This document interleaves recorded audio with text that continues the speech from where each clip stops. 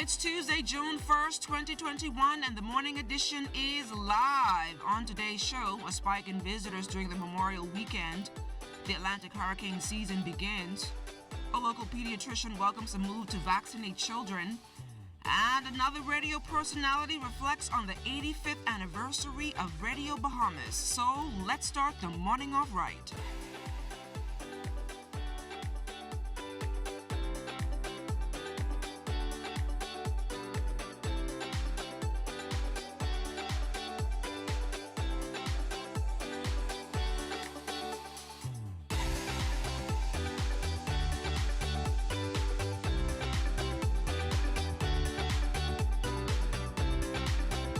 It's the start of a new month. Good morning, everyone, and welcome to the morning edition. I'm LaDon Davis. Good morning, everybody. Half of the year has gone. I'm Charles Fisher. Well, Radio Bahamas celebrating 85 years, wow, and we have a trivia once again this morning. Let's bring that up. Let's see what the trivia question is this morning. What year was the first Out Island remote broadcast, and which island? And you can win yourself 2 85th anniversary T-shirts. The number to call 502-3870, 502-3870. What year was the first Out Island remote broadcast, and which island? LaDon, I asked you this question a few minutes ago, and if you don't get this answer, something is definitely wrong. But teleprompter operator Cindy brought us these fruits, and I was asking her what these fruits were. If we could just scan, this is something they call Chinese apple. Have you ever eaten one? No, but they're gonna get you to the bathroom. You're gonna be running. I know that when it's a bit pink, that means that it's ripe. So I don't know if you want to eat it on the set. You may want to get a trip. Chinese apple. I don't know. Cindy says she's growing these in her yard. She saw a story on backyard farming, and all of a sudden she turns a farmer. Chinese apples. So if anybody wants to taste them, you could taste also it. call 502-3870. I want them to try it first. I definitely want, but we want you to answer that trivia question. Basil is in studio today. Maybe he'll try it. I don't think Basil. Basil, don't try it. Thunderstorm. Wait until you go home to try it, Basil. Well, let's take it out to the streets first. With our Desmond Sanders is standing by. We had some rain last night. How are the streets this morning, Des? Big trucks. Well, Charles and LaDon, I'm here on Faith Avenue near the Somalo Butler Highway. Seems things are like picking up steam in this area. I'm under cloudy conditions today, and so Corporal Patrick Camp joining me on the broadcast this morning. What are the diversions and areas that we should be concerned about? Good morning, Mr. Sanders, and again, good morning, Bahamas. And we should be concerned, especially in the area of Carmichael and Gladstone. As I would have stated yesterday, Cable Bahamas, they're doing some excavation in that area. So expect some heavy flow of traffic in that area. As it stands, the work hasn't heavily started as yet, but they're preparing, right? I'll tell you one thing, in this particular area of Fire Trail and Somalo Butler, from the time I've been in traffic and before then, this has been an area heavy with traffic. So persons who are traveling in this direction, if possible, you might want to divert to get to your location as safely and as quickly as possible. If you're going to traverse in this area in particular, you might want to leave out the house a bit early to avoid being caught up in this heavy flow of traffic. And two, in planning your road, it can help to avoid little bumper-to-bumper fender benders. Over the 24-hour period, we have had more than 10 accidents. We had recently 10 hospitalized persons. 2 has been released. That's a good sign of recovery. So I'm going to encourage the person that continue to drive with due care and attention and have respect for your fellow brothers. All right, Corporal Patrick Camp from the Royal Bahamas Police Force Traffic Division joining me on the broadcast traffic segment right here, live, Somalo Butler Highway, Faith Avenue. Charles and LaDon, back to you in the studio. Up to 77 degrees, partly cloudy winds east-northeast at 12 miles per hour. A dissipating surface trough along with an upper level low is creating unsettled weather across the Bahamas while high pressure builds over the area. For all areas, weather cloudy and overcast at times, warm and breezy with scattered showers and isolated thunderstorms. Your daytime high temperature today, 88 degrees Fahrenheit, overnight low, 72. Looking ahead to Wednesday, breezy with a straight thunderstorm, 84 in the day, 75 at night. And on Thursday, breezy with a shower, daytime high temperature should reach 85, 75 at night. 37 million Americans were expected to have traveled over the Memorial Day holiday weekend, and the Bahamas reaped some of those benefits after an increase in the rate of COVID vaccination. It also comes at a time where America is also opening up more and more, that the availability of increased airlift, certainly out of the United States and into destinations like the Bahamas, is also increasing. So the fact that we are improving from a COVID position, as well as a traditionally popular travel period for North Americans, augurs well and has manifested itself in improved business for the Bahamas during this particular period. The Ministry of Health's latest release showing 53 new cases of COVID-19 in the Bahamas, 40 here in New Providence, 6 down in Cat Island, 5 in Andros, and 1 new case each in Grand Bahama, Bimini, and Cat Key. The total count nationwide now stands at 11,849. 32 women and 21 men make up the list of new cases. Hospitalizations are now at 55, 5 in the intensive care unit, and 50 listed as moderately ill. There are also 20 new recoveries, pushing that total to 10,750. 789 cases remain active. The COVID-19 pandemic disrupting the prevention and treatment of serious diseases, including cancer. President of the Cancer Society, Dr. Williamson Shea, says COVID restrictions have not only impacted fundraising activities, but crippled usual cancer screenings. Patients are being diagnosed late with advanced cancers and with more complications. The incidence of non-communicable diseases, including cancers, is expected to increase in the future as the rate of obesity and overweight spirals with the poor dietary choices and the physical inactivity that this lockdown spawned. This gives us more impetus to double our efforts to raise funds to assist persons who are living with cancer. So as we continue our financial aid program and continue to host our family islanders at our cancer caring center, we need to resume our breast cancer, cervical cancer, and prostate cancer screening programs as soon as possible. COVID-19 also adding to the country's backlog of cases, Chief Justice Sir Brian Marie pegging that down to between 12 and 18 months on the criminal side and up to 2 years for civil, commercial, and family cases. We now have a larger backlog that we have to deal with, in addition to all of the new cases, which are coming into the system literally every month. So this is a very important development for us. Hurricane Dorian really resulted in a lot of additional work for the Coroner's Court, and there was a backlog developing as after Hurricane Dorian. So we are going to be advertising for appointments to the Coroner's Court. There are a number of deputy coroners that we have now, several in New Providence and 1 in Grand Bahama. And so we're going to be deploying all of the deputy coroners together with a new appointment who will be appointed the coroner. That process should start within the next several weeks. We'll advertise for the post, and then the Judicial and Legal Services Commission will consider the applications and advise His Excellency the Governor. The United Nations delegation calling its fact-finding mission to the Bahamas positive, the team headed by resident coordinator Gary Connell was pleased with the level of transparency by the government as they work to address human rights concerns among vulnerable populations.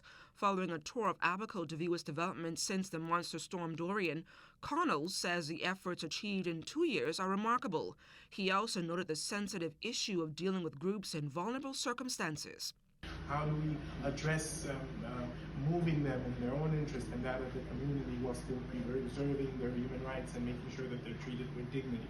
How do we deal with some of the challenges of displacing people that have built homes in these communities? How do we deal with the migrants issue? So all of this, we went around the table and we had discussions around challenges and around possible solutions. And obviously, it was done in a very constructive exchange, looking for solutions. And I think at the center of the discussion, and this came back several times, making sure that we're not increasing the vulnerabilities of certain citizens. A couple of players with roots in the Bahamas still alive trying to make it to the NCAA Division I College Baseball World Series. The regional selection show took place yesterday. Ellison Hanna and Indiana State got an at-large bid and were selected as the third seed in the Nashville region after finishing the season at 30-19. They open play Friday against number 2 seed Georgia Tech. Also in this region are the top seed and host Vanderbilt, along with 4th seeded Presbyterian. As for transferring from Xavier, Aubrey Major is in the field with the Arizona State Sun Devils. They are seeded number 2 in the Austin region after finishing their season at 32-20. Their first game is also on Friday against Fairfield. The 2021 Atlantic hurricane season officially begins today. This morning, we're joined in studio by Chief Meteorologist Basil Dean. Good morning, Basil. Good morning, LaDawn. Well, Basil, it's time to rumble, figuratively speaking, though. Tell us about your expectations for this hurricane season.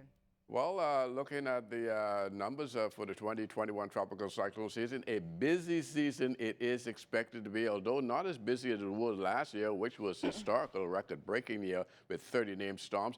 This year, Colorado State, and that's the predicts I'm using, they are looking at 17 named storms. Out of that, 8 of those are expected to reach hurricane intensity, and out of those 8 hurricanes, we can see 4 major hurricanes. That's winds in excess of 111 miles per hour, or what we say greater than a Category 3 hurricanes. So that is how things are shaping up, but already we have had the first named storm for the system, which developed just about 2 weeks ago, northeast of Bermuda. That was Anna, and hence the season got off to a very early start. And speaking of a good start, is this morning's weather on day 1 a strong indication of how active the season will be? What's happening there? Well, right now the tropics is quiet, and we don't expect any development, at least within the next 3 to 5 days. But what we do have happening right here in the Bahamas, there is a little troughing across us, and then in the mid-levels there is a upper level low. You can see it that's spinning right here just off the west coast of Grand Bahama there. And those 2 systems will be supporting pockets of showers and thunderstorms during the course of the day, which could be heavy at times, and we expect this condition to be with us for pretty much much of the week, right into Thursday at least. On Friday, things should start waning just a bit. And so is it safe to say that hurricanes are becoming potentially dangerous, hitting Category 5 due to the ongoing effects of climate change, perhaps? Well, hurricanes always dangerous, but we are now seeing more intense hurricanes like the one we had, Dorian. That one was packing winds of 185 miles per hour. That's the second most powerful storm we have seen in the Western Hemisphere. Any tips you want to give Bahamians to protect themselves, their families, and properties as we go into the season? LaDawn, preparation remains the key no matter what happens, because the numbers can be up as it was last year. We had 30 named storms. None of those impacted the Bahamas in an adverse way. So that was a good year for us. So hence, don't pay too much attention to the numbers, but just be prepared for that one that can make your season a bad one. So preparation, once again, is the key. Chief Meteorologist Basil Dean, thank you so much for preparing us for what's to come this hurricane season. Thank you so much. As another hurricane season begins, many of us are mortified over Dorian's destruction and the mental scars it has created. This morning, our Desmond Sanders looks into the psychological impact of the monster storm, which for some led to post-traumatic stress disorder. With the start of this year's Atlantic hurricane season and with the anniversary of Hurricane Dorian months away, the fury inflicted by that monstrous cyclone remains vivid in the minds of its victims. Psychologist Dr. Gregory Swan agrees that the psychological impact could last a lifetime. Post-traumatic stress disorder is when someone would have experienced or witnessed a traumatic event and or involved in the traumatic events that presented harm to themselves, threatened to life, or observe someone being severely injured. There'd be some cognitive effects such as confusion in thinking, difficulties making decisions, even to the extent of disorientation. Depends on how severe their exposure to the event was. So in Grand Bahama, for example, the hurricane came from east heading northwest. So the residents of Sweetenski, McLeanstown, Pelican Point, eastern side of the city of Freeport would have had greater exposure to the hurricane, would have greater signs and symptoms associated with post-traumatic stress versus persons who live in West End and 8 Mile Rock who would have had minor exposure. Dorian left behind in the billions, killing scores in its wake. According to the psychologist, the emotional and psychological scars have been overwhelming, and he's administered help to some 8,000 Grand Bahamians suffering from post-traumatic stress disorder. 2 years later, what we find now is, yes, there are still some lingering signs and symptoms of folks who are having some difficulties dealing with the aftermath of Hurricane Dorian. And part of it has to do with displacement. We often emphasize that as soon as persons can get back to their normal lifestyle, their normal routine, go back to the environment that is familiar to them, so back in their home, back in their settlements, living next door to neighbors, getting their life as stable as possible. And as a memory of Dorian still lingers, Dr. Swan recommends those victims impacted to seek help. It's important that you provide or avail yourself of mental support services annually. And it helps whenever we're in crisis, it's difficult for us to make decisions. It's difficult for us to have rational thinking when we're under stress. So we do these things in the absence of stress, or in the absence of the oncoming hurricane season. We kind of go and get our stuff involved in the support services that whenever we need it, we know where to go. Whenever we see some of the signs and symptoms that suggest that I need some help or I need some intervention and/or support, we know where to go. Dr. Swan says seeking professional assistance and paying attention to your issue reduces the stigma associated with mental health. Talking to friends and loved ones would also go a long way to getting back on your feet. Thanks a lot, Desmond. As we head to the break, we take a look back at the day in Bahamian history. On June 1st, 1947, the Civil Aeronautics Board in Washington gave Bahamas Airways, a foreign air carrier, permit to fly between Nassau, Miami, and Palm Beach Bay by way of Cat Key. Also on June 1st, 1956, President of the Bahamas Federation, Randall Fox, joined William Mallory in organizing the inaugural Labor Day Parade. All major unions participated, with an estimated 20,000 reportedly marching from Windsor Park to the Southern Recreation Grounds.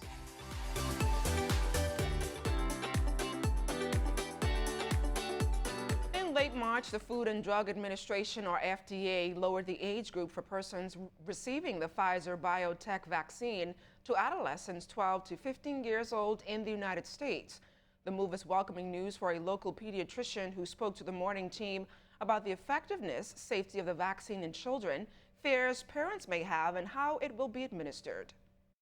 Our clinical practice is to give vaccines to younger children in the thigh, in front of the thigh. And for the older patients, 5 years and older, we offer it in it's called the deltoid muscle. It may not be administered in the Bahamas yet, but the Pfizer vaccine is now being used for children between the ages of 12 to 15 as the world continues to grapple with the COVID-19 virus. Thousands of children in this category have already received the vaccine and are closely monitored by doctors in the United States.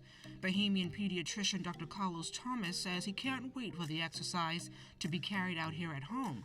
But while many Bahamians are hesitant about taking the vaccine currently being offered, Dr. Thomas is assuring parents that the vaccine is safe, especially for their children. The vaccines have been shown to be safe and have been shown to be effective. In fact, is the number one way to protect yourself from the infection. So we strongly encourage parents to go ahead. Are there side effects of vaccines? Yes, there are side effects. They're minimal and infrequent. They include things like pain at the injection site, fever, chills, joint aches, and so on. But the benefits to be acquired are tremendous, not just for the individual, but for our nation. Dr. Thomas, who is fully vaccinated, says it is crucial for children to get the jab once they are able to, because they are oftentimes exposed to the virus from persons living in their households. While he has not seen any adolescents with the virus, Dr. Thomas says it does exist. I have not seen it personally, but my colleagues have. It's very important for us to recognize that although it is true that children are affected less often, children do get infected. So parents need to be aware that children can get infected with COVID-19. And although most of them who do not have serious disease, that's not always the case. And a child could die from COVID-19. So it's very serious. And And if a parent is considering having their child vaccinated or is safeguarding them from contracting the virus, Dr. Thomas says there are several remedies they must consider to boost their child or children's immune system. Adequate rest is important.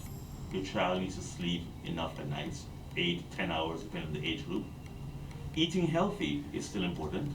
Sounds very simple, but it makes a big difference. If you're eating healthy, you want to encourage fruits and vegetables, you want to encourage vitamins, these things all play a part in protecting us. Hand washing, wearing our masks, and I must say, many of us as doctors have been pleasantly surprised at how well children are managing the mask wearing.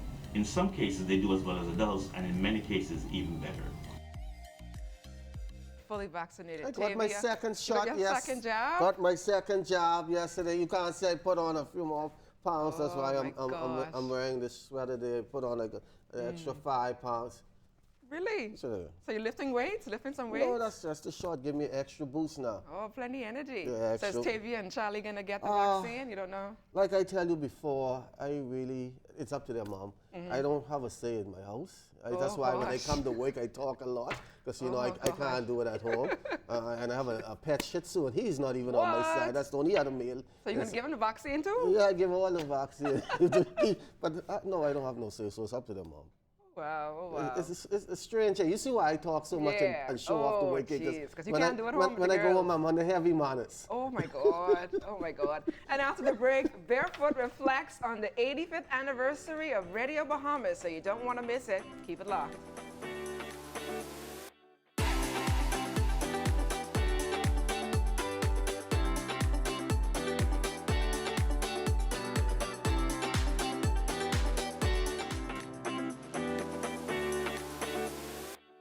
All you fruit lovers out there, this next story is for you. Keisha Ali has found a spot to find all your tasty treats. Everybody's coming to woman with a big dilly. Right now, if you come Monday, you would meet the stall full of the lone big dilly, you see? She has all the summer treats you could ever want right in her backyard, so to speak. Patricia King Higgs sits under the shade of these trees each day, the fruits of her labor, mangoes, dillies, tamarinds, and some tasty byproducts. Okay. This is the tamarind ball, and this is the tamarind sauce. You can put it on crackers with a little piece of cheese and thing, like a nice dessert. Who doesn't love a ripe mango straight from the tree? But listen to what Higgs King does with the excess. Mango jam, or you can make mango duff. What? You could make mango duff. They're so enticing sitting up high in a tree, but there is a right time to harvest these sweet summer fruits. When the tree, if you see the tree, you ripen it, like you see like with 5, 6 on the tree ripen it, but it's best to let them ripe on their own. When they start dropping up the tree, on their own, don't pick them when they're green, you see? If you pick them when they're green, you ruin it. You can look at the, you can tell what there is, see how that look? You can see the yellowness, that is very full, you see? So when that craving for a dilly, mango, or tamarind kicks in, you don't have to climb the tree yourself. Miss Higgs King, with her shady makeshift stall along Fox Hill Road, allows you to pick, choose, and refuse from the ground level. And she's happy to do it and make her living at the same time. This is the season for them. And all these things I sell is grow, all of my stuff grow in Fox Hill. I don't go no place else and buy my stuff. Everything grow in Fox Hill. Fox Hill is well known for all like the fruits and things. In the olden days when people were hungry and thing, or you have your children growing up around here, your children can climb the tree if you leave them and thing, and they can find something in the yard they eat until you come back home. Well, the tamarind sauce looked good. I never heard about mango duff. Mango duff. I wonder if we could find somebody to make some mango duff. Who makes that? Agatha probably. I think Agatha could Agatha? do it. Yeah, I think Agatha could do that. Agatha can't make cream of wheat. You think she can make mango duff? I think she'll surprise us. I think she could handle herself. Why don't you try it? I don't think I could do mango duff. I don't know about that. That's a lot of hair in those mangoes. And this morning we continue our series showcasing the best in radio as our department marks its 85th milestone. In this next feature, Desmond Saunders highlights the work of Ronald Barefoot Sims. William Thompson, who was the chaplain of the Valley Boys. invited me to bring my knowledge of Bahamian music and culture and entertainment history to the corporation. And this was 2012. And it's because of that 9-year journey, ZNS radio personality Ronald Barefoot Sims hopes his love, knowledge, and passion for Bahamian culture could inspire millions around the globe, telling the story about our history and heritage. Sims is a host of the Cultural Caravan, which airs over the National Voice Saturday mornings at 8:30 a.m. Culture is who we are, how we live, what we do, what we eat, how we play, how we talk, so it can never be a lost art. We don't pay sufficient attention to it, unfortunately. And some of us are ashamed of it, which we ought not to be, because it is the very essence of who we are as a people, as an individual, and as a country. Sims grew up in a musical home, being introduced to music by his father at 9 years old, and the rest was history. Early age, at 14, I was playing in the last Cat and Fiddle Orchestra, and then on to the Soulful Groovers, the Police Band, into production and directing and that kind of thing. Veteran broadcaster, national builder, and former cabinet minister, the late Sir Edward Charles Carter, remains his icon. I've pretty much patterned my show, The Culture Caravan, after Charles Carter's Young Bahamian Show and Bahamians. It is really sharing the information of the Bahamas, the people of the Bahamas, the culture of the Bahamas with our listeners. As Radio Bahamas celebrates 85 years, Ronald Sims believes the corporation must now redefine and maximize its role as a media entity. ZNS, fortunately, is still the only radio station in this country that covers the entire Bahamas. Some of the other fellas only go as far as the airport. We've got reaches untold. In addition to that, we've got a TV arm now. So we've just got to be able to maximize all the avenues we have available to us. And the key avenue is, again, our reach. And even though Barefoot is an avid Valley boy, I love to see him walking around barefoot. He's such a sport. Great interview there. Now, we gave you the trivia at the top of the broadcast. Now let's look at the answers and see why LaDawn should not be sitting on the set if she don't have the answer. What's the answer? Harbor Island, where you were born. I wasn't even born. That was like 40-something years ago. That's where the first broadcast for ZNS was held. So, LaDawn. Both of us wasn't born 1945. My mother wasn't even born 1945. She probably couldn't even remember. And be sure to stay tuned into the ZNS network for news as it happens, TV and radio updates throughout the day. Then you can tune into the Northern Edition and the Bahamas Tonight at 7 with Makush Lapinder. That's a wrap for us this morning, for sure. Make it a safe day, everybody. All day in the field, working so hard. All we ate was hominy and lard, so turn the key in the lock. There we go in. Turn the key in the lock. There we go in. Turn the key in the lock. There we go in. Turn the key. There we go in.